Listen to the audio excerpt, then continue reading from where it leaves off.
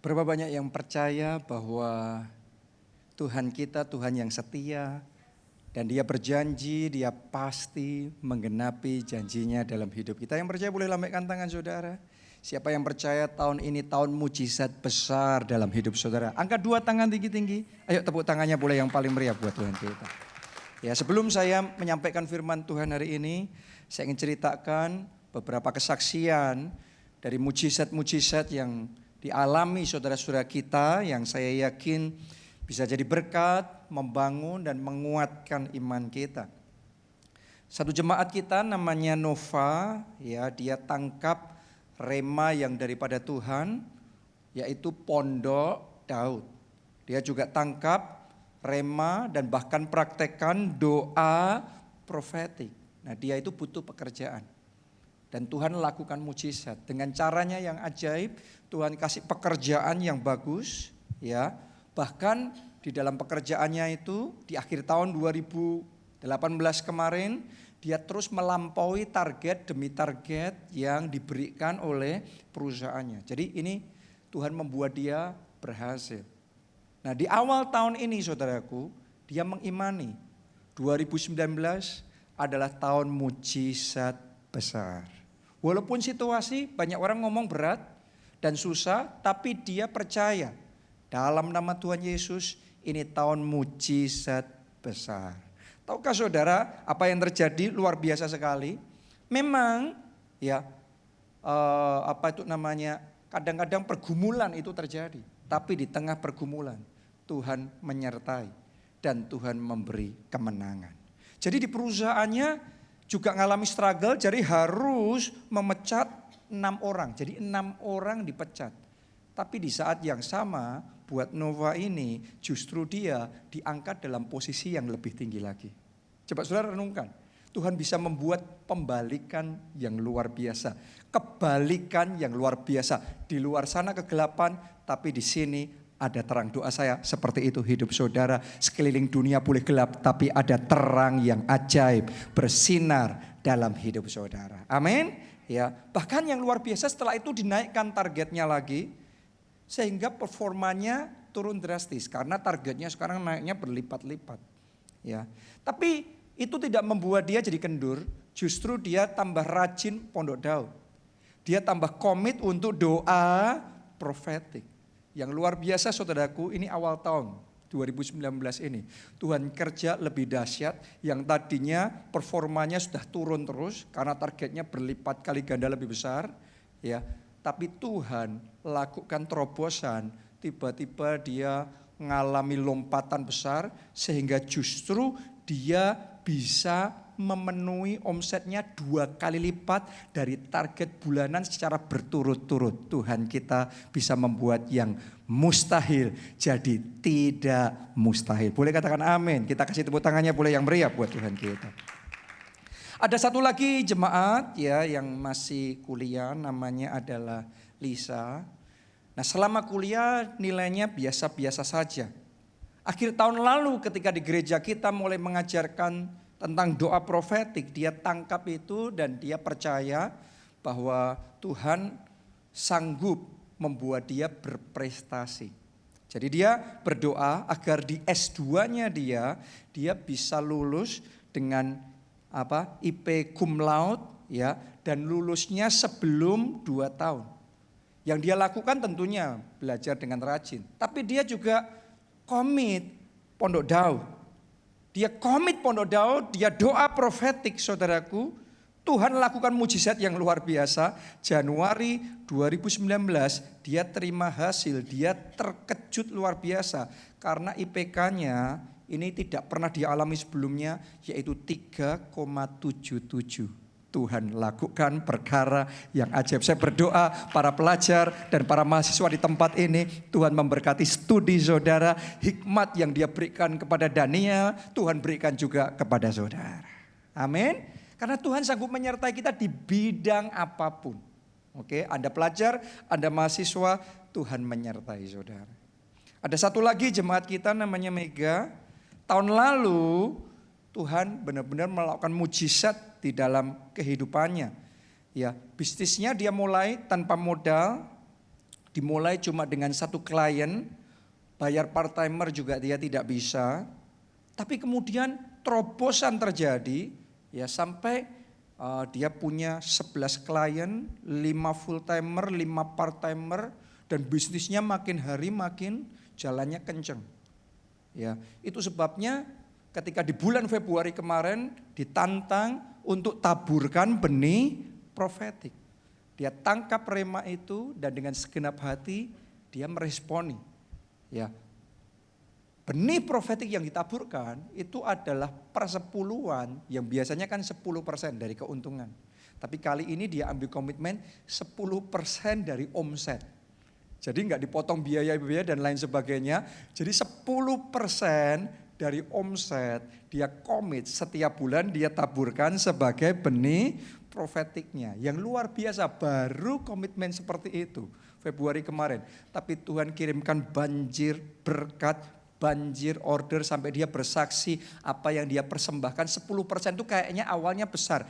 Tapi banjir order berlipat kali ganda yang Tuhan berikan membuat apa yang dia taburkan seolah-olah tidak ada artinya. Karena Tuhan kita lebih besar. Kita tidak bisa mengalahkan Tuhan dalam hal memberi. Segenggam tangan kita dibalas segenggam tangan Tuhan. Tangan Tuhan lebih besar. Berkat Tuhan lebih besar. Amin. Ada lagi satu jemaat kita, Tuhan lakukan mujizat yang luar biasa dalam hidup mereka. Namanya Fanny dan Mike. Ya. Nah, saudaraku, sejak 1 tahun mereka itu ikut kelompok sel di gereja kita. Dan mereka punya kerinduan, punya rumah sendiri. Dan rumah itu akan dipakai untuk kelompok sel. Jadi mereka mulai tangkap rema firman Tuhan. Mereka komit dalam Pondok Daud. Mereka komit juga kelompok sel. Saya dorong Anda komit kelompok sel semuanya di tempat ini. Amin. Ya, saudara, dia juga komit untuk doa profetik, menaburkan benih profetik, dan Tuhan kerja luar biasa. Di awal tahun ini dengan caranya yang ajaib, mereka itu bisa melangsungkan pernikahan mereka. Dan dananya Tuhan yang sediakan, harusnya enggak bisa. Tapi Tuhan bekerja yang tidak bisa jadi bisa. Ya, itu awal tahun 2019. Dan yang hebat saudaraku, tiba-tiba baru aja terjadi dengan ajaib. Ada saudara mereka yang menghubungi mereka dan mau ngasih rumah sama mereka. Begitu saja. Jadi mereka diberkati, bisa menikah, dananya disediakan Tuhan. Bukan cuma itu, dikasih rumah yang mustahil jadi tidak mustahil. Sekali lagi Tuhan membuat mujizat di mana orang-orang yang lain dibuat bermurah hati kepada mereka. Saya mau ngomong sama saudara, ini mujizat yang satu ini kok saya ngelihat paling banyak terjadi ya sepanjang tahun ini. Rasanya nggak selesai-selesai, nggak berhenti-berhenti orang yang dikasih rumah. Saya percaya ini belum berhenti. Saya berdoa ada orang-orang di tempat ini di tahun 2019 giliran Anda yang terima mujizat, giliran Anda yang punya rumah, giliran Anda yang terima berkat dari Tuhan. 2019 tahun mujizat besar. Tepuk tangannya pula yang paling meriah buat Tuhan. Amin. Nah, sekarang kita akan masuk di dalam firman Tuhan, yaitu anointing for dominion bagian yang keempat.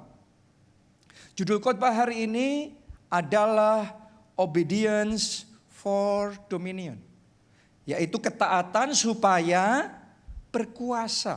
Untuk kita menerima anointing for dominion yang dari Tuhan, butuh yang namanya ketaatan.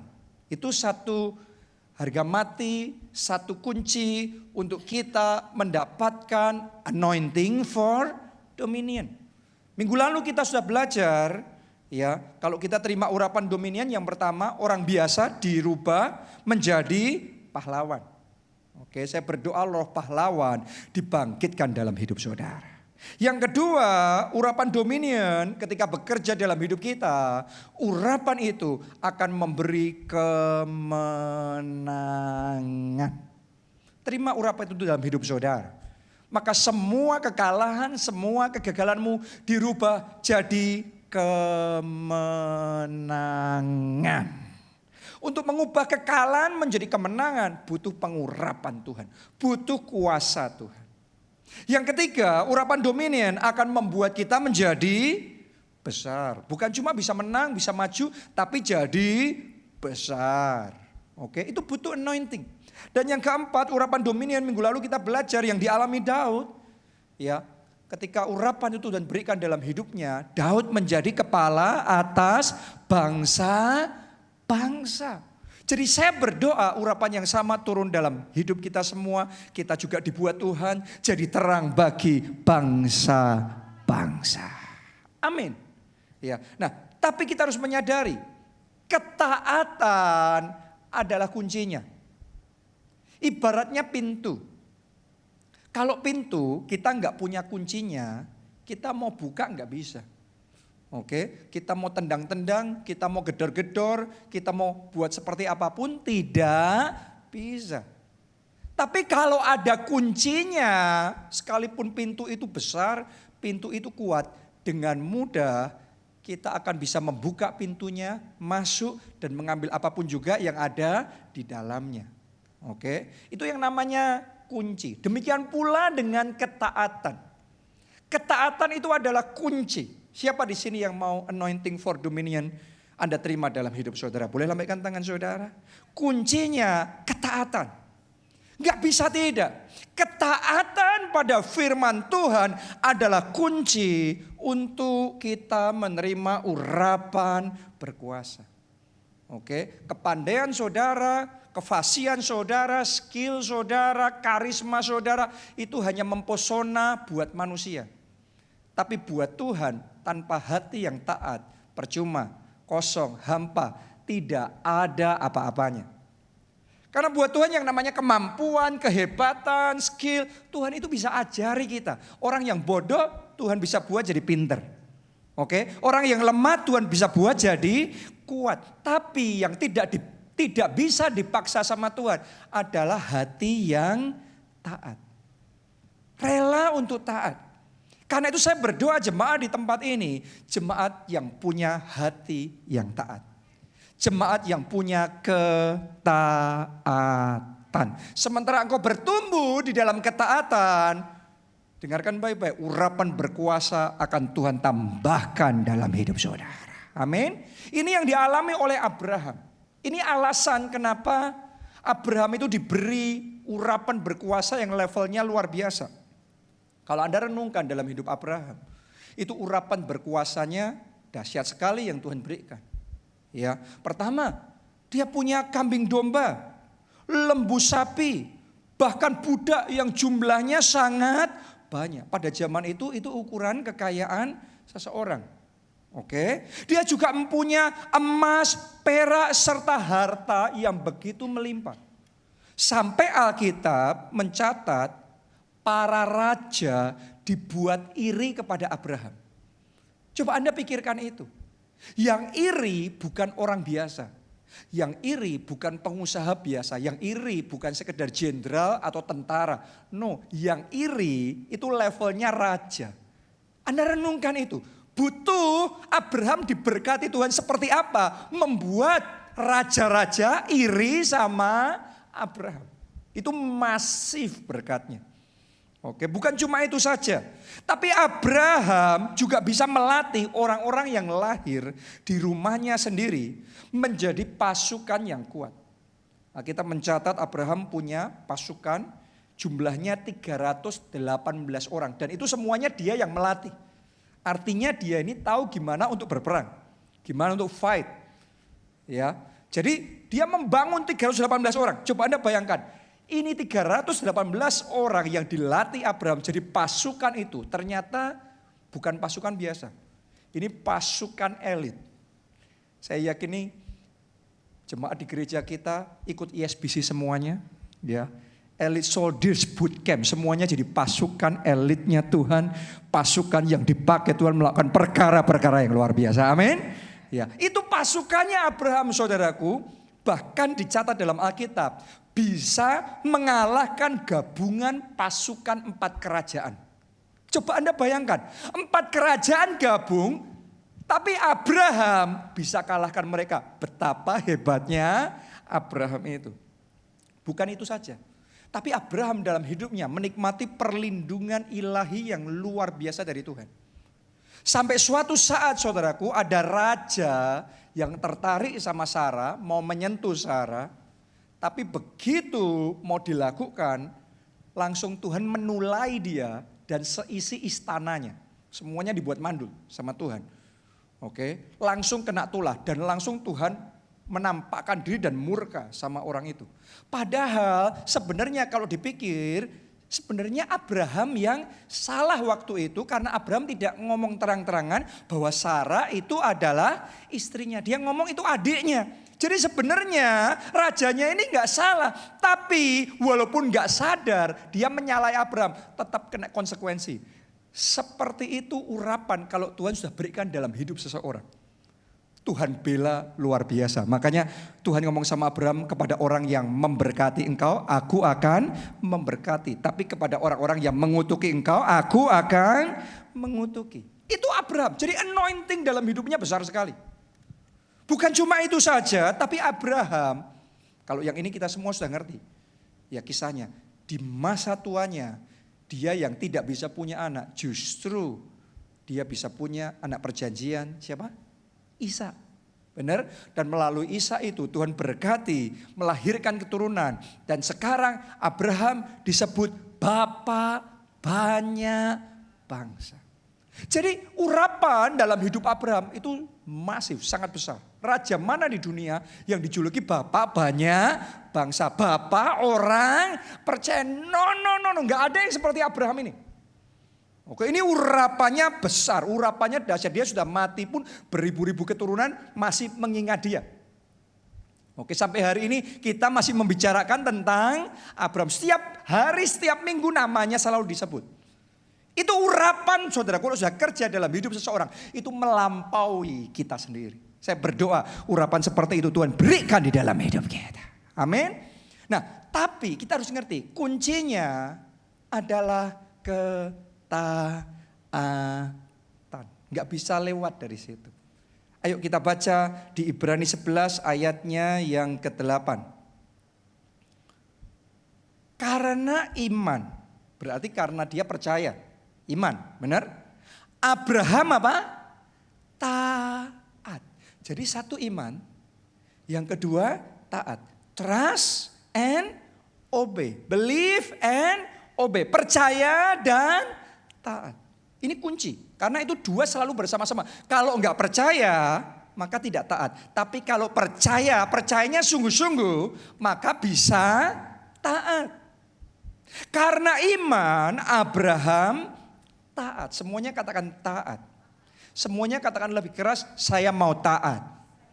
Abraham taat ketika ia dipanggil berangkat ke negeri yang diterimanya menjadi milik pusakanya. Lalu ia berangkat. Bukan cuma istilah, bukan cuma teori, bukan cuma keinginan. Ini action nyata, ketaatannya real. Lalu ia berangkat dengan tidak mengetahui tempat yang ia tujui. Ini Abraham. Hidup dengan iman, berjalan dengan iman yang hanya tertuju sama rema dari Tuhan tanpa melihat situasi dan kondisi yang bisa dilihat dengan mata jasmani. Sesederhana Abraham taat. Abraham gak ngerti nanti negerinya yang Tuhan mau kasih sama dia kayak gimana keadaannya. Terus dia cocok apa enggak di sana. Terus orang-orangnya keberatan apa tidak. Ya, dia enggak memikirkan semuanya itu saudaraku. Intinya sederhananya dia taat. Kalau Tuhan sudah bicara, maka giliran kita adalah taat. Kalau orang lain berpikir tentang Abraham pada masa itu, orang akan berpikir ini konyol sekali. Keputusan Abraham pergi ke tempat yang gak ngerti kemana, gak jelas juntrungannya. Itu orang bodoh, itu tidak pakai hikmat. Kalau Tuhan kasih kita pikiran dipakai dong, mikir dong. Jangan asal dong. No. Tapi buat Abraham, kalau dia sudah dengar dari Tuhan, sekalipun itu tidak masuk akal, Abraham tetap taat. Doa saya, ketaatan saudara adalah ketaatan baik yang masuk akal maupun yang di luar akal kita.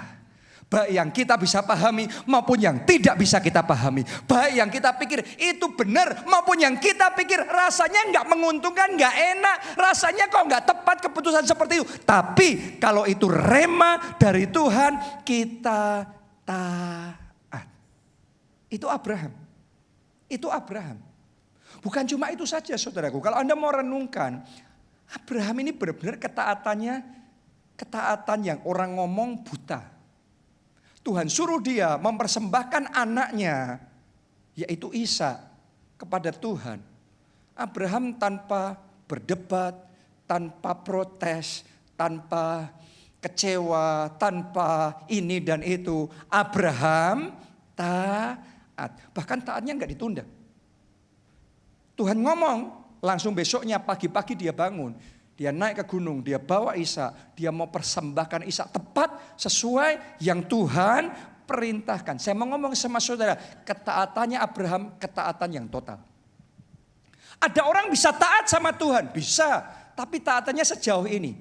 Tapi kalau sampai sejauh itu, nanti dulu dong.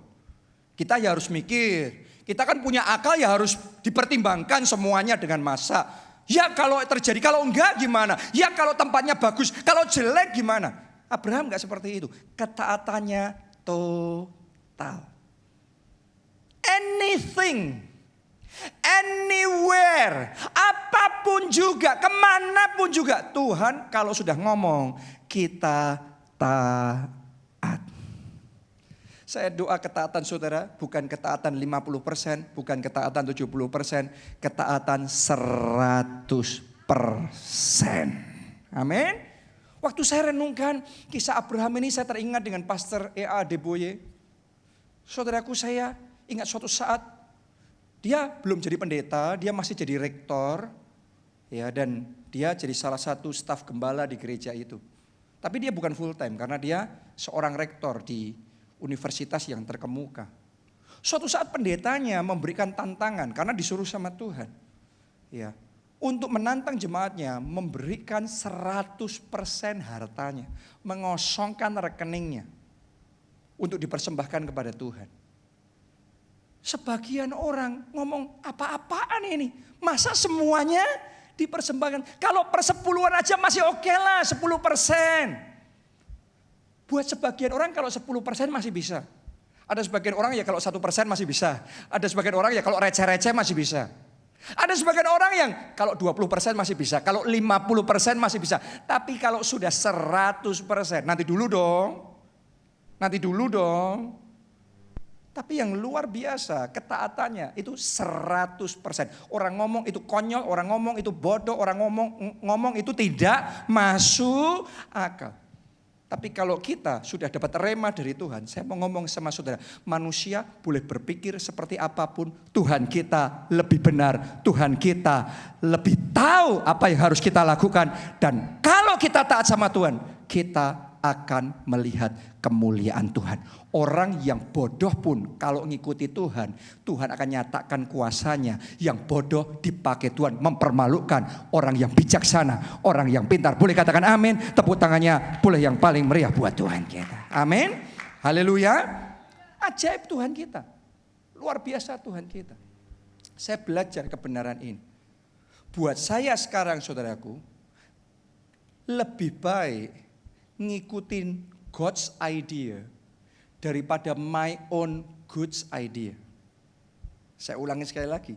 Lebih baik kita taat mengikuti perkataan Tuhan, pemikiran Tuhan, rema Tuhan, daripada melakukan pikiran ide baik kita sendiri. Kalau dulu saya, karena saya nggak bisa mendengar suara Tuhan, maka saya itu selalu cari ide baik. Apa ide baik yang bisa saya lakukan? Oh, saya bisa melakukan ini, saya bisa melakukan itu. Saya selalu berusaha melakukan, mencari dan melakukan ide-ide yang baik. Tapi seringkali saya menjumpai ada jalan yang disangka orang lurus, ujungnya maut. Kita pikir ide baik, ternyata jelek. Kita pikir itu bakal menguntungkan, ternyata membuat kita buntung. Kita pikir itu bakal mendatangkan hasil yang luar biasa, tapi malah menyebabkan kerugian yang sangat dahsyat. Kita pikir keputusan ini itu yang benar. Itu yang didukung sama semua orang, yang dianggap benar, dianggap baik sama semua orang. Kita lalui, tapi kita kejeblos di sana. Saya mau ngomong sama saudara, ide baik kita bisa menjerumuskan. Tapi kalau ide itu datangnya dari Tuhan, Anda jalan seturut rema dari Tuhan. Saya mau katakan sama saudara, seberapapun tidak masuk akalnya, seberapapun konyolnya kedengarannya, tapi ide kalau dari Tuhan, itu rema kalau dari Tuhan, pasti di backup, disertai dengan kuasa Allah. Sehingga membuat yang tidak mungkin jadi mungkin, yang mustahil jadi tidak mustahil. Kita kasih tepuk tangannya pula yang paling meriah buat Tuhan kita. Karena itu dalam hidup saya saudaraku sekarang yang saya kejar itu adalah dapat hikmat dari Tuhan.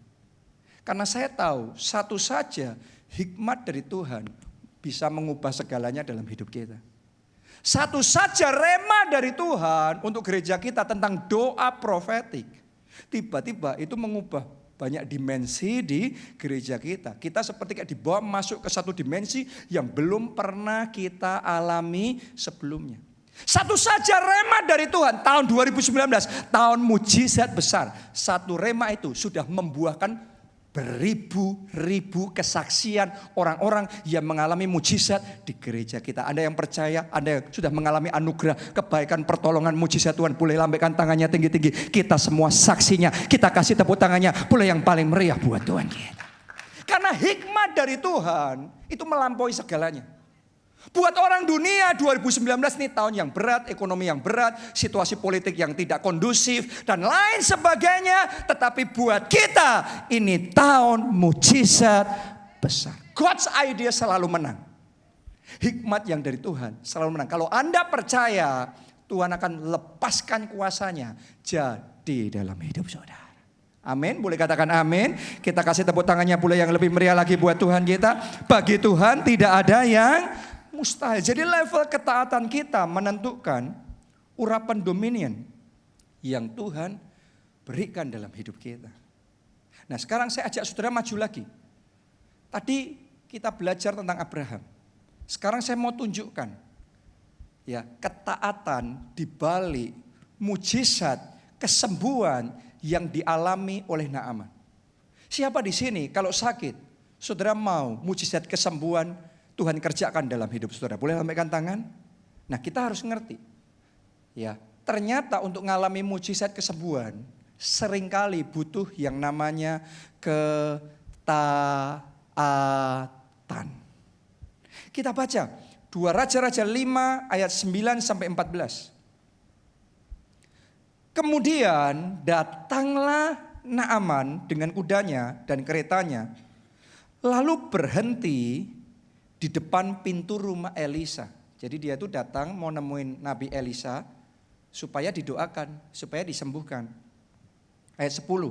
Elisa menyuruh seorang suruhan kepadanya mengatakan, pergilah mandi 7 kali dalam sungai Yordan, maka tubuhmu akan pulih sehingga engkau menjadi tahir. Oke, itu pesannya. Jadi Elisa enggak menjumpai dia, tapi nyuruh bujangnya nyampaikan pesan itu. Sekarang ayat 11. Tetapi pergilah Naaman dengan apa? Gusar. Alkitab mencatat Naaman pergi dengan gusar. Sambil berkata, aku sangka. Jadi dia punya prasangka. Dia punya pemikiran sebelumnya. Aku sangka bahwa setidak-tidaknya ia datang keluar. Berarti setidak-tidaknya Elisa ngasih muka lah, nemuin dia lah. Oke. Dan apa? Berdiri memanggil nama Tuhan Allahnya, lalu menggerak-gerakkan tangannya di atas tempat penyakit itu. Dan dengan demikian menyembuhkan penyakit kustaku. Tolong dengarkan baik-baik saudaraku. Seringkali kita berharap Tuhan menolong kita dengan cara kita. Tuhan menyembuhkan kita dengan cara kita. Tuhan menjawab doa-doa kita, memberkati kita dengan mujizat keuangan. Tapi kita selalu berpikir dengan cara kita. Hari ini saya mau beritahu saudara. Tuhan ngomong, jalanku bukan jalanmu, rancanganku bukan rancanganmu. Seringkali yang Tuhan kerjakan beda jauh dari yang kita pikirkan. Oh wow. Ayat 12. Bukankah Abana dan Parpar, sungai-sungai Damsyik, lebih baik dari segala sungai di Israel? Bukankah aku dapat mandi di sana dan menjadi tahir? Kemudian berpalinglah ia dan pergi dengan apa? Panas hati. Padahal dia dapat jawaban dari Elisa apa tidak? Yes. Elisa sampaikan pesan Tuhan apa tidak? Yes. Elisa beritakan firman Tuhan apa tidak? Yes. Firmannya apa? Pesan firman Tuhannya apa? Pergilah ke sungai Yordan, tenggelamkan dirimu 7 kali. Benamkan di situ 7 kali. Jadi dengar pesan firman Tuhan tapi gusar. Dengar firman tapi panas hati. Dengar firman tapi marah. Gara-gara itu dia hampir saja kehilangan mujizatnya. Tolong dengarkan baik-baik. Tidak semua orang dengar firman Tuhan akan menanggapi dengan sukacita. Ya. Ketika dengar khotbah, pesan firman Tuhan disampaikan, taburkan benih profetik. Belum tentu ada orang, belum tentu ya orang nggak panas hati. Bisa saja sebagian orang justru gusar, jengkel, marah dengar khotbah yang seperti itu. Dan karena itu dia terancam tidak ngalami mujizat yang sebenarnya Tuhan mau kerjakan dalam hidupnya. Ya, bisa saja pesan firman Tuhan disampaikan 2019 tahun mujizat besar. Tapi kita meresponnya dengan cara yang salah. Kok di gereja isinya cuma mujizat. Khotbah yang lain gitu loh. Khotbah karakter, khotbah apa. Kalau kita meresponnya dengan cara yang salah, kita bisa kehilangan mujizat. Apa yang Tuhan mau kerjakan dalam hidup kita. Ini yang dialami Naaman. Hari ini sekali lagi saya mau katakan sama saudara, buang curiga, buang kegusaran, buang panas hati, buang kemarahan. Kalau Tuhan berbicara, dengarkan, tangkap dengan iman, kerjakan dengan segenap hati saudara, taat, dan Anda akan melihat kemuliaan Tuhan dinyatakan dalam hidup saudara. Boleh katakan amin. Tepuk tangannya boleh yang paling meriah. Hari ini saya tantang saudara, bangun Pondok Daud. Saya tantang saudara, doa profetik, taburkan benih profetik. Percaya ini tahun mujizat besar. Haleluya. Nah, mari kita lihat, lanjutkan lagi ayat 13. Tetapi pegawai-pegawainya datang mendekat serta berkata kepadanya, Bapa, seandainya nabi itu menyuruh perkara yang sukar kepadamu, bukankah Bapa akan melakukannya? Apalagi sekarang, ia hanya berkata kepadamu, mandilah dan engkau akan menjadi tahir. Tolong dengarkan baik-baik. Naaman ini saudaraku, dia beruntung karena dia punya orang-orang di sekelilingnya yang bisa mendukung dan mengingatkan dia supaya dia tetap taat. Walaupun gak setuju, walaupun jengkel, walaupun tidak sesuai dengan pikirannya, tetapi taat. Saya mau ngomong begini sama saudara, kalau bukan karena orang-orang yang menyertai dia ngomong seperti itu, Naaman kehilangan mujizatnya.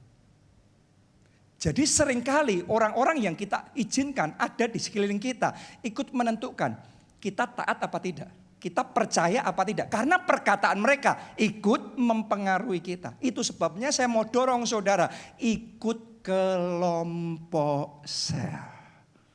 Boleh katakan amin? Lebih mantap boleh katakan amin.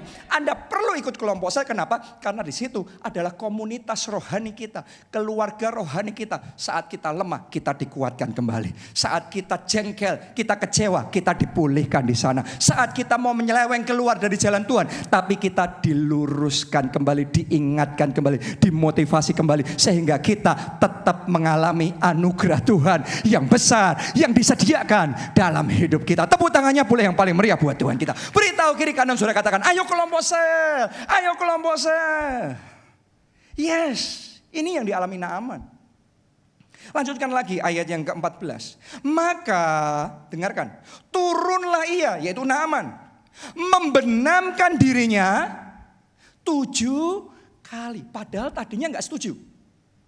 Tadinya jengkel, gusar, marah, panas hati. Gak sesuai pikirannya. Walaupun kayak gitu, akhirnya taat. Doa saya, saudara belum mengerti, belum setuju sama firman Tuhan, tapi saudara taat. Boleh katakan amin, semuanya katakan taat. Oke, turunlah ia, membenamkan dirinya 7 kali dalam sungai Yordan, sesuai dengan perkataan abdi Allah itu. Lalu, tolong dengarkan, pulihlah tubuhnya kembali seperti tubuh seorang anak dan ia menjadi tahir.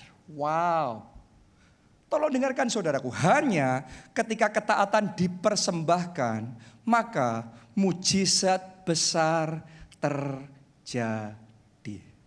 Anda boleh mendengar firman, Anda boleh tahu firman, Anda boleh setuju, nggak setuju sama firman, tapi kalau belum taat, mujizat belum terjadi. Naaman ini hampir kehilangan mujizatnya.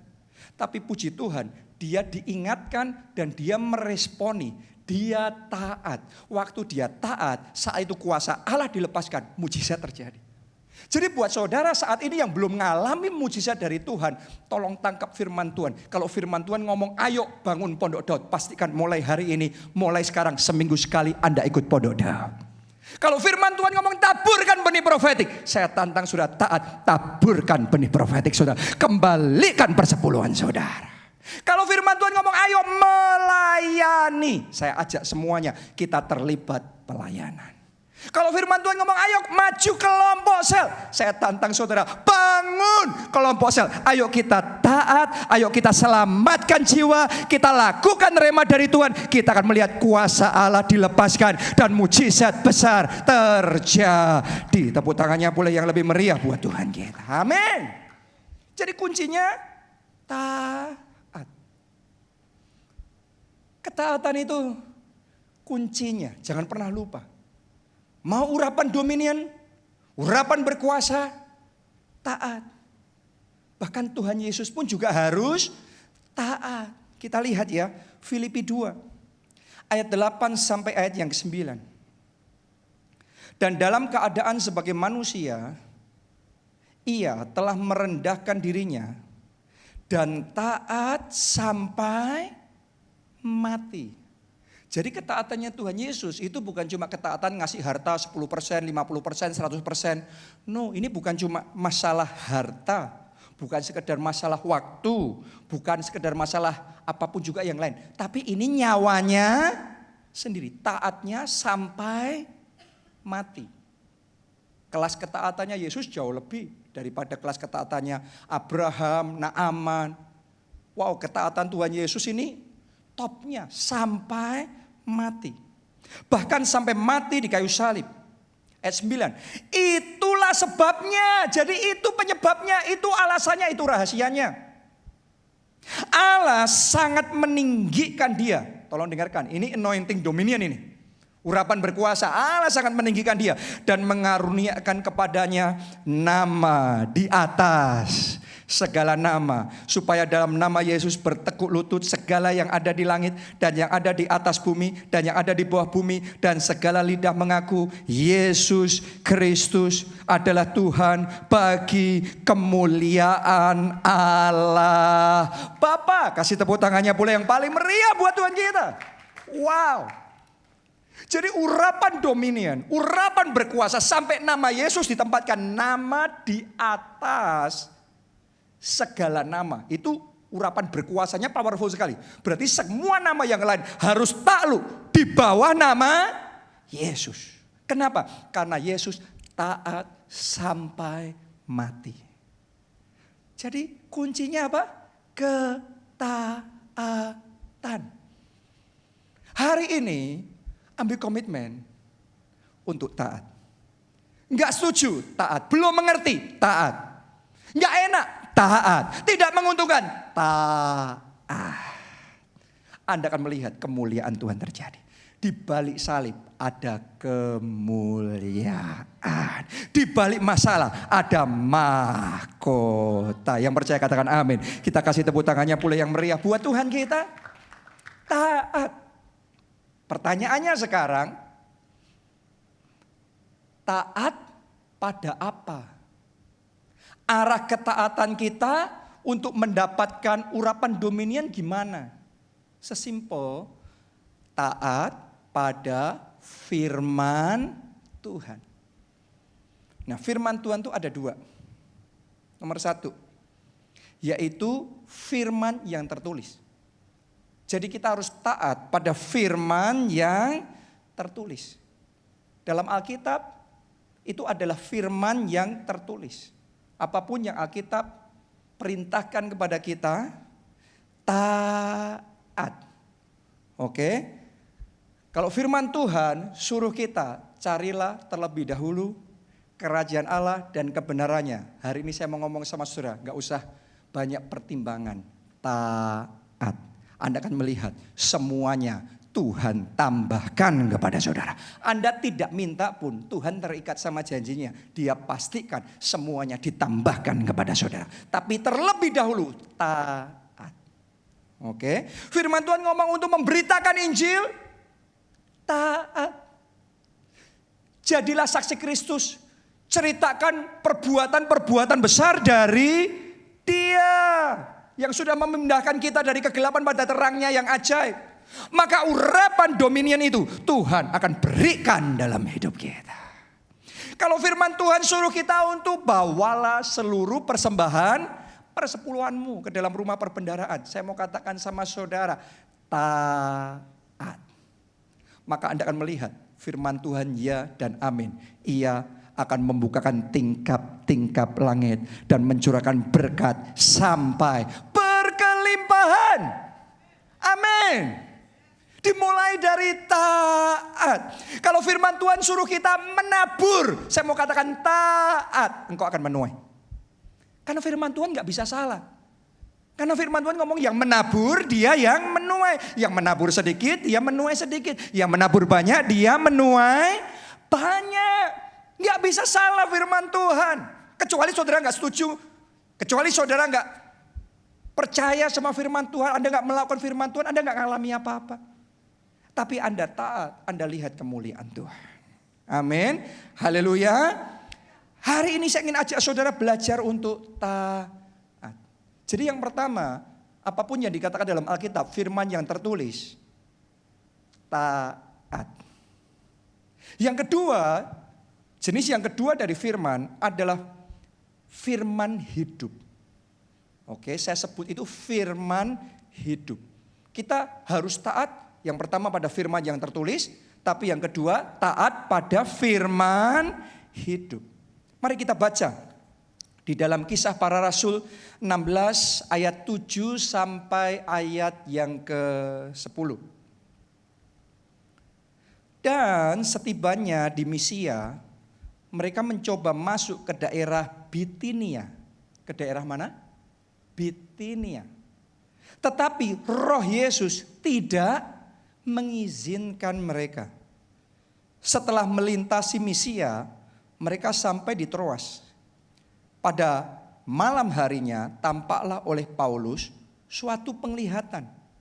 Ada seorang Makedonia berdiri di situ. Seorang apa? Makedonia berdiri di situ dan berseru kepadanya, katanya, menyeberanglah kemari dan tolonglah kami. Setelah Paulus melihat penglihatan itu, segeralah kami mencari kesempatan untuk berangkat ke Makedonia. Karena dari penglihatan itu kami menarik kesimpulan bahwa Allah telah memanggil kami untuk memberitakan Injil kepada orang-orang di sana. Tolong dengarkan baik-baik saudaraku. Ini firman memang tertulis. Tapi firman yang tertulis ini adalah firman yang hidup. Yang dikatakan Tuhan kepada Rasul Paulus. Ya, kepada Rasul Paulus yang mau memberitakan Injil ke Bitinia, dicatat tadi Roh Yesus apa? Menghalangi. Tapi dibelokkan kemana? Makedonia. Jadi kesimpulan yang kita bisa ambil dari pembacaan ini, ya, kalau buat kita, yaitu beritakan Injil. Jadilah saksi Kristus. Itu amanat agung Yesus Kristus. Itu firman yang tertulis. Tapi kita harus ngerti, tidak semua dari kita itu harus pergi ke Bitinia seperti Paulus dan memberitakan Injil di sana. Karena rema untuk Paulus pada waktu itu beritakan Injil ke ke Makedonia, bukan ke Bitinia. Oke? Jadi ada orang yang dipanggil ke Makedonia. Itu yang namanya firman yang hidup. Buat Paulus itu firman yang hidup. Jadi dia bukan cuma sekedar memberitakan Injil. Sementara dia memberitakan Injil, dia melakukan firman yang tertulis. Tapi dia belajar peka, ngikuti tuntunan Roh Kudus. Di mana dia harus memberitakan Injil. Dia mau ke Bitinia ini rencananya, tapi dibelokkan ke Makedonia. Jadi hari ini saya ingin ajak saudara untuk belajar peka dan mendengarkan tuntunan Tuhan. Karena Anda akan melihat kuasa Tuhan yang besar bekerja dalam hidup saudara. Amin. Ya. Jadi ini yang namanya firman yang hidup. Ketika saudara memberitakan Injil, ketika saudara bersaksi kepada seseorang, Anda mesti peka. Ya. Kesaksian apa yang kita ceritakan? Gimana memulai pembicaraan? Pendekatan seperti apa yang harus kita lakukan? Atau kita doa di titik mana buat dia? Kalau Anda ngikuti tuntunan Roh Kudus seperti itu, Anda akan melihat terobosan besar terjadi dalam hidup saudara. Ini yang dialami oleh Rasul Paulus. Karena dia taat ngikuti tuntunan Roh Kudus, maka revival besar terjadi. Satu ketaatan Paulus terhadap firman yang hidup itu mendatangkan revival di Makedonia. Makedonia itu Eropa, saudaraku. Jadi satu ketaatan itu yang mengubah benua Eropa, ya, menjungkir balikan, terus membawa revival besar di seluruh benua Eropa. Taatnya sama firman yang hidup. Tolong dengarkan baik-baik. Untuk mengalami mujizat, kita perlu taat pada firman yang tertulis. Tapi kalau saudara mau mengalami mujizat besar, taat sama firman yang hidup. Oke, ada levelnya beda. Ngalami mujizat, perlu taat sama firman yang tertulis. Itu saja sudah dahsyat. Pokok yang tertulis apapun, Anda kerjakan, Anda akan melihat kemuliaan Tuhan. Tapi kalau saudara tahu bagaimana mengikuti pimpinan Tuhan dalam hidup saudara, dan Anda kerjakan firman yang hidup itu, Anda bukan hanya mengalami mujizat, tapi mujizat besar terjadi dalam hidup saudara. Yes. Karena itu sama-sama saudara memilih pasangan hidup. Tuhan sediakan. Tapi saudara harus doa sama Tuhan. Kalau firman tertulis jelas ngomong, jangan ya yang terang jadi satu dengan yang gelap. Yang terang harus sama yang terang. Yang seiman, itu jelas. Tapi saudara mesti ngikuti tuntunan Roh Kudus. Yang mana? Yang Tuhan arahkan, siapa? Kapan hubungan itu mesti dimulai? Sama-sama saudara membangun pekerjaan atau membangun keuangan saudara. Ada banyak hal yang firman Tuhan sudah perintahkan kepada kita untuk kita lakukan secara tertulis. Pengeluaran jangan lebih besar dari pemasukan, ya. Kita harus tekun dan rajin. Kita harus belajar dengan hikmat. Itu semua saudaraku firman yang tertulis. Ketekunan dan lain sebagainya, kerajinan. Tapi kita harus ngerti ada yang namanya firman yang hidup. Saya mau katakan sama saudara, kalau Anda berjalan mengikuti tuntunan Tuhan, Anda akan tahu ide mana yang saudara harus kerjakan. Orang mana yang Anda harus temui. Ya, caranya gimana untuk melakukan sesuatu. Roh Kudus akan ajari kita. Dan itu yang namanya firman yang hidup. Tolong dengarkan baik-baik. Allah yang kita sembah bukan Allah yang mati, bukan Allah yang cuma hidup zaman dahulu saja ribuan tahun yang lalu. Tapi Allah kita hidup bersama kita, namanya Immanuel. Kalau dulu dia berbicara sampai hari ini, detik sekarang dan selama-lamanya dia tetap berbicara. Kalau kita bisa mendengarkan suara Tuhan, firman yang hidup itu, Anda akan melihat mujizat besar, kuasa Tuhan yang besar dimanifestasikan dalam hidup saudara. Tepuk tangannya boleh yang paling meriah buat Tuhan kita. Amin. Nah, sekarang pertanyaannya, bagaimana mendapat petunjuk dari Roh Kudus? Gimana supaya kita bisa peka dengar suara Tuhan? Ada dua, saya mau bagikan. Nomor satu, hidup dalam roh. Ini kuncinya. Kenapa? Karena Allah itu roh. Jadi Kalau kita mau dengar suara Tuhan, dengarnya di mana? Roh. Berhentilah berusaha mendengar suara Tuhan dengan telinga jasmani saudara. No, enggak sama itu. Enggak bisa. Saudara kalau mau mendengar suara Tuhan, dengar itu dalam roh. Di hati sini, Tuhan bicaranya seperti itu. Saya kasih ilustrasi. Ya. Kita anggota tubuh berbeda-beda. Kalau mulut kita komunikasinya gimana? Ngomongan seperti ini. Benar? Ini komunikasi mulut kita. Ya. Tapi kalau perut kita komunikasi, bisa nggak perut kita ngomong seperti mulut kita? Nggak bisa. Ya. Pokok perut kita kalau kriuk, kerucuk, kita tahu bahwa perut kita lapar. Sesimpel itu. Perut kita nggak harus teriak lapar, tetapi dalam hati kita, dalam pikiran kita, kita tahu perut kita lapar. Sesimpel itu. Jadi jangan pernah berharap ya perut saudara bisa teriak seperti mulut saudara. Lapar. No way. Sama seperti itu mendengar suara Tuhan. Tuhan itu roh. Kalau bicara dia bicaranya dalam roh. Tapi saudara akan dibuat Tuhan tahu. Itu Tuhan yang berbicara. Dan untuk bisa seperti itu, kita harus hidup dalam roh. Kita harus mengaktifkan manusia roh kita. Wow. Karena ini dimensinya beda, dunianya beda. Ibaratnya begini. Kalau anjing menggonggong, buat anjing itu buat kita anjing itu menggonggong. Tapi buat anjing itu mereka bicara. Benar apa tidak? Kucing mengeong itu buat kita, tapi buat kucing itu dia bicara. Pokok ngerti, bisa bicara, bisa komunikasi. Sama halnya juga kita, ada dimensi jasmani, ada dimensi rohani. Jadi saudara jangan berharap Allah yang adalah roh ya bicara di dalam dimensi jasmani. Ya bisa saja, tapi itu tidak setiap kali Tuhan akan melakukan itu. Yang paling sering Tuhan akan bicara sama kita, bicaranya dalam roh. Karena itu hiduplah oleh roh. Manifestasikan manusia roh saudara. Anda akan mendengar Tuhan bicara sama saudara. Pokok Anda tahu. Dalam hatimu, dalam pikiranmu, saudara akan dibuat Tuhan tahu ini Tuhan yang bicara. Oke. Kuncinya mengaktifkan manusia roh kita. Manusia jasmani kita harus dikendalikan oleh manusia roh kita. Caranya mengaktifkan manusia roh gimana? Sederhana. Ya, Anda yang sudah dibaptis Roh Kudus, saya mau ngomong begini. Anda bahasa roh. Bahasa rohnya jangan cuma zaman dulu waktu dibaptis Roh Kudus, tiap hari bahasa roh. Kenapa Rasul Paulus peka? Karena dia paling sering bahasa roh lebih daripada semua orang. Bahasa roh, waktu kita bahasa roh, kita sudah mengobarkan manusia roh kita.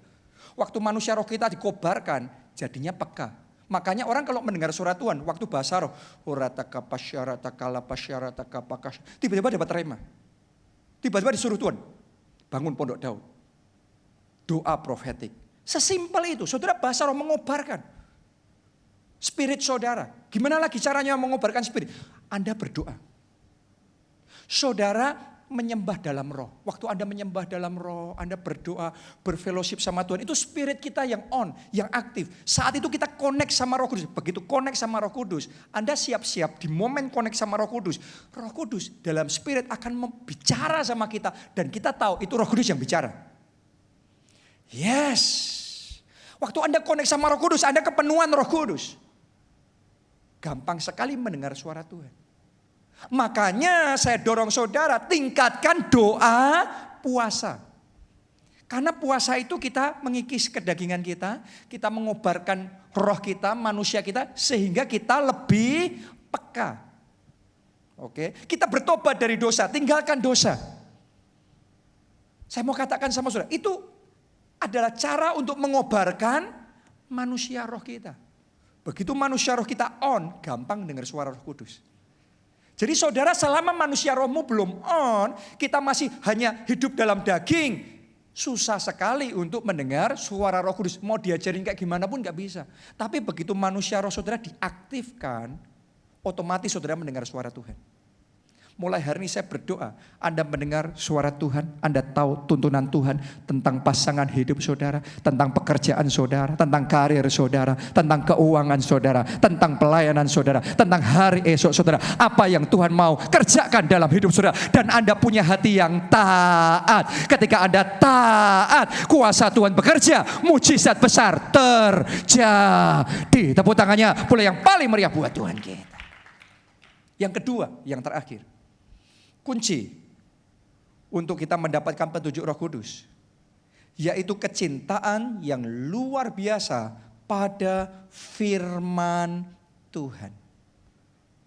Oke, kecintaan yang luar biasa pada apa? Firman Tuhan. Jadi sadarilah bahwa untuk kita bisa dapat petunjuk Roh Kudus, ya, maka Tuhan itu melihat kecintaan kita pada firman Tuhan. Tolong renungkan ini. Kalau firman yang tertulis saja kita nggak tertarik, ngapain Tuhan harus bicara langsung sama kita? Firman yang tertulis, saudara harus tahu, itu adalah tulisan. Dari dulu Tuhan pernah bicara sama seseorang. Jadi kalau itu aja saudara nggak tertarik, Tuhan sudah ngerti. Seperti apa level kecintaan kita sama firman Tuhan. Jadi kalau Alkitab kita debuan, kalau Bible di handphone kita, ada mungkin app Bible-nya, Alkitabnya di handphone kita, tapi nggak pernah dibaca, kita nggak tertarik, kita lebih tertarik WhatsApp, kita lebih tertarik Detik, kita lebih tertarik news dan lain sebagainya. Saya mau ngomong sama saudara, dari situ Tuhan mengukur kecintaan kita sama firman Tuhan. Oke? Kalau firman Tuhan yang tertulis saja kita abaikan, ngapain Tuhan harus bicara sama kita? Jadi Tuhan itu bicara sama kita, tapi Tuhan melihat kecintaan kita sama firman Tuhan. Itu sebabnya mari kita bertumbuh dalam kecintaan kita pada firman Tuhan. Saya ajak saudara semua, jangan lewatkan khotbah setiap minggu yang ada di gereja kita. Khotbah di gereja kita bukan khotbah biasa. Ini lahir dari persekutuan intim sama Tuhan, dari kepenuhan Roh Kudus. Ini rema, ini pesan dari Tuhan. Kalau Anda tangkap dengan sungguh-sungguh, Anda akan melihat kemuliaan Tuhan dinyatakan dalam hidup saudara. Amin. Haleluya. Bahkan kalau Anda berhalangan hadir, pastikan ngikuti live streamingnya. Jadi Anda gak melewatkan. Bahkan setiap hari komitmen baca Alkitab dan merenungkan firman Allah sesering mungkin. Alkitab saudara dibaca tiap hari. Termasuk reka di gereja kita, renungan keluarga Allah. Setiap situasi yang Anda hadapi, kalau Anda mengalami kesulitan dalam keuangan, dalam pernikahan, dalam keluarga, situasi apapun itu, maka cari apa kata firman Tuhan tentang hal itu. Gali itu. Dari firman Tuhan. Dari situ Tuhan ngerti kecintaannya kita seperti apa sama firman. Dan jadikan firman Allah sebagai prioritas, sebagai pohon kehidupan, dan sebagai realita yang kita percayai lebih dari segalanya. Saya mau ngomong sama saudara, kalau Anda punya kecintaan firman Tuhan seperti ini, tidak bisa tidak. Tuhan akan memperdengarkan suaranya. Anda akan dapat rema, telingamu akan terbuka dan engkau mendengar suara Tuhan. Ketika engkau dengar, karena engkau cinta firman, engkau taat firman. Jadi cinta firman, taat firman, percaya firman, taat firman. Anda akan melihat kuasa Allah bekerja dan mujizat besar terjadi. Katakan amin. Kita kasih tepuk tangannya yang meriah buat Tuhan kita. Mari semuanya bangkit berdiri, bangkit berdiri. Kita nyanyikan lagu ini bersama-sama. Sujud di altar-Mu Tuhan. Sujud di altar-Nya. Ku bawa hidupku. Ku terima anugerah-Nya. Dia ampuniku dan bebaskanku. Dia ubah hidupku. Baharui hatiku. Baharui hatiku. Saat ini dalam nama Yesus, sesuatu terjadi. Sesuatu terjadi.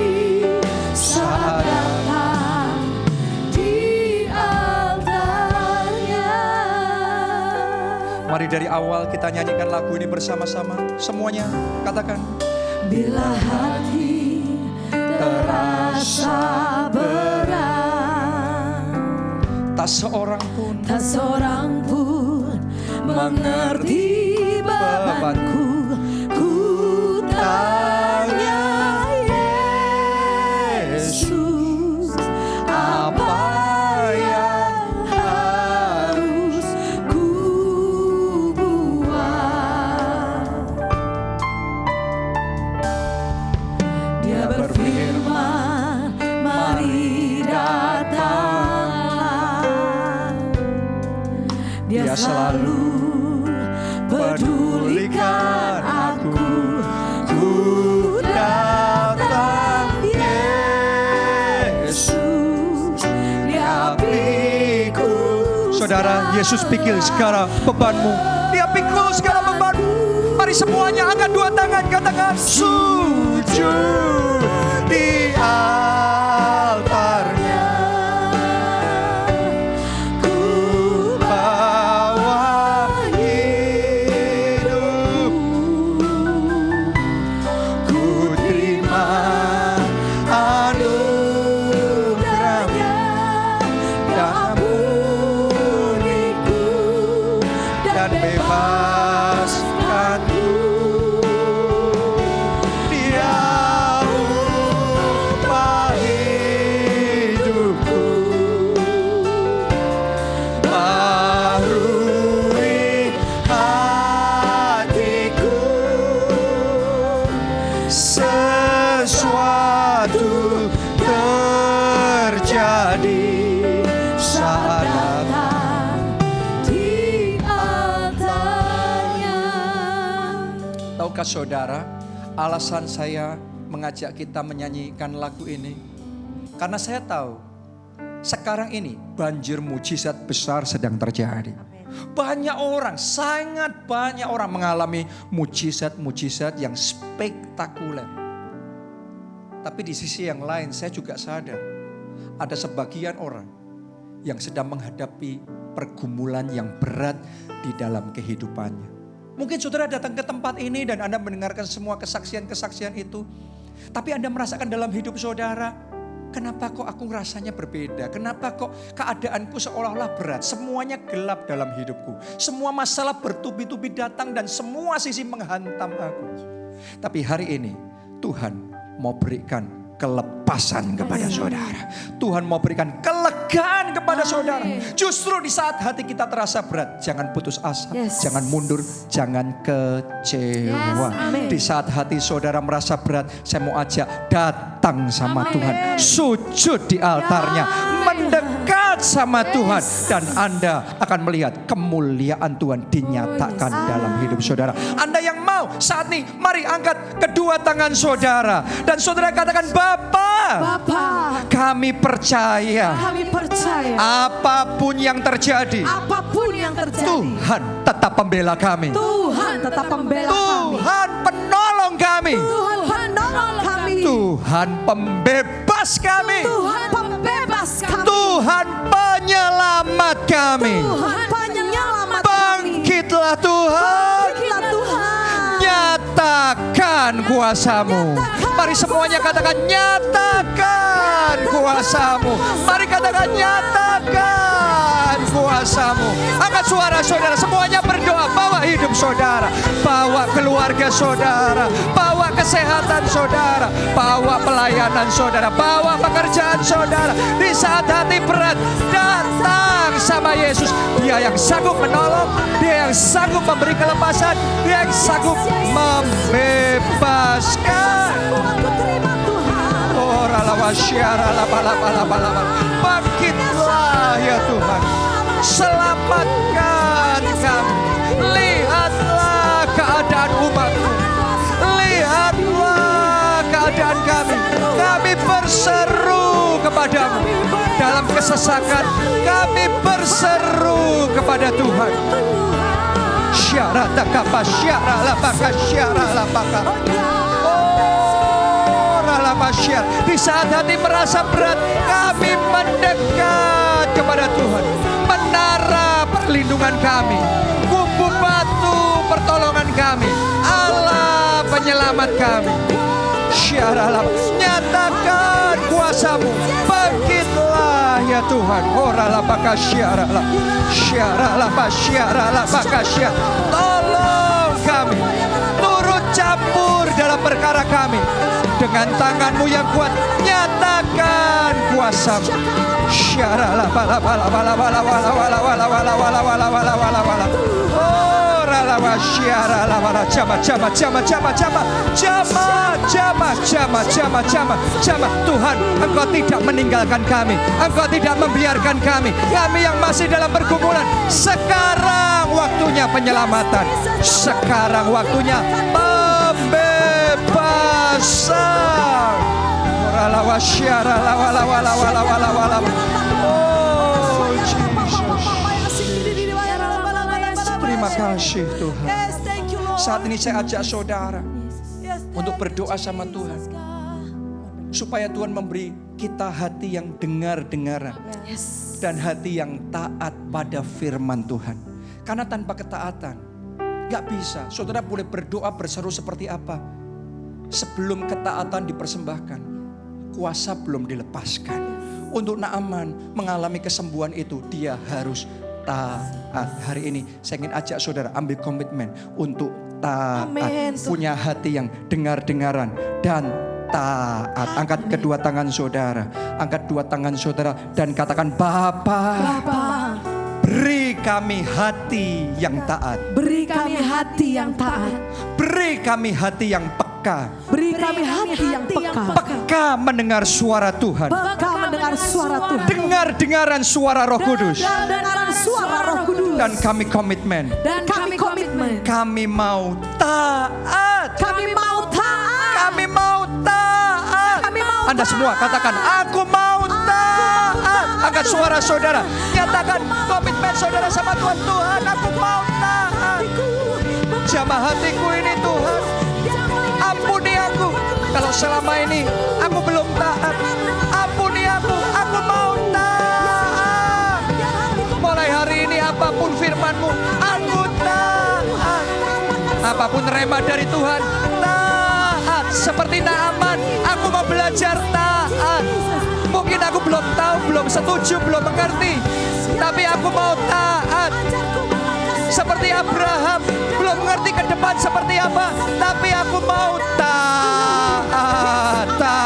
Tuhan, buka telingaku, supaya peka mendengar suara Tuhan, peka dengar-dengaran suara Tuhan, dan taat. Kalau Tuhan suruh mengampuni, aku taat mengampuni. Kalau Tuhan suruh aku untuk pondok Daud, aku taat pondok Daud. Kalau Tuhan suruh taburkan benih profetik, aku taat. Kembalikan persepuluhan, aku taat. Kalau Tuhan suruh aku selamatkan jiwa, beritakan Injil, aku taat Tuhan. Syaralah baka syaralah baka syaralah baka. Oh, ini Tuhan komitmen kami, ketaatan. Ini komitmen kami. Syaralah baka syaralah baka. Yang terakhir saudara, saya tahu kalau ketaatan sudah dipersembahkan, ini momen terbaik untuk kuasa Allah dilepaskan dan mujizat terjadi. Saya mau katakan, begitu Naaman taat, tadinya dia hampir kehilangan mujizatnya, tapi begitu dia taat, maka itu kuasa Allah bekerja. Dan seketika itu dia disembuhkan. Hari ini saya mau berdoa, saat ini saya mau berdoa, supaya kuasa Allah yang sama dilepaskan dalam hidup saudara. Dan kemenangan bisa terjadi dimanapun Anda berada. Angkat dua tangan saudara dan katakan, di dalam nama Yesus, kegagalan dihancurkan, kemenangan terjadi. Di dalam nama Yesus, sekarang juga kuasa Allah dilepaskan. Dan mujizat, bahkan mujizat besar terjadi. Mari semuanya doa, katakan mujizat terjadi, kesembuhanmu terjadi.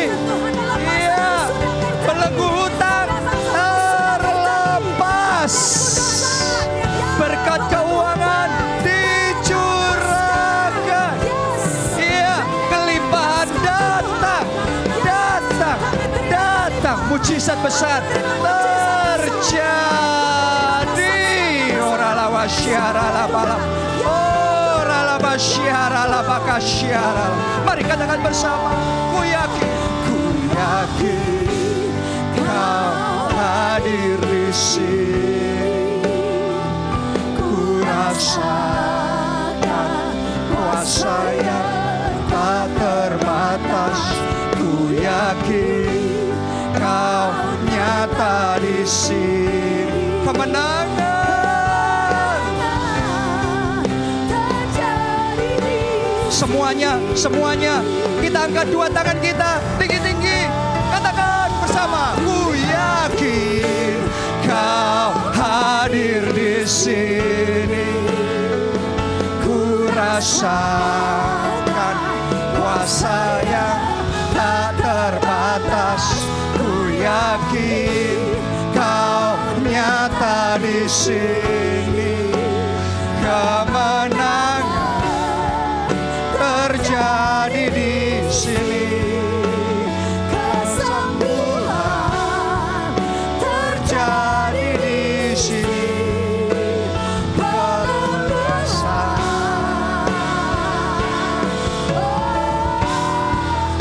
terjadi di sini. Sorak-sorak yang meriah buat Dia. Haleluya. Thank you Jesus. Mari semuanya katakan.